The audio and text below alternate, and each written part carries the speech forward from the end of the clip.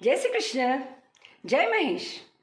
मारवाड़ी भाषा संवर्धन अभियान अंतर्गत मैं डॉक्टर बीना विनोद राठी रोज आपरे वास्ते मारवाड़ी में कोई न कोई कहेवत, कोई मुहावरो, कोई कहानी या कोई कोड़ो लेकर उपस्थित हुई रही हूँ। आज भी मैं आपरे वास्ते दो छोटी छोटी सी कविता लेकर आई हूँ।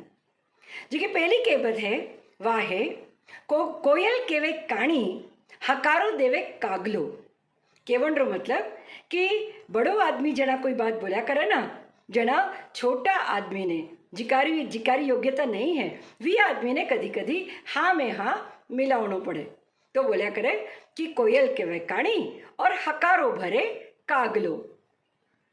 जी की दूसरी कहेवत में आपरे वास्ते लेकर आई हूँ वह है घी ढूंढे मूंगा मायने।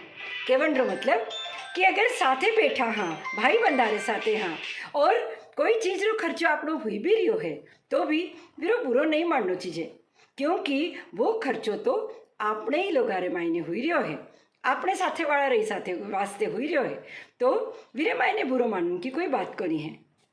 आशा करूं आज की भी दो कविता आपने पसंद आई उसी।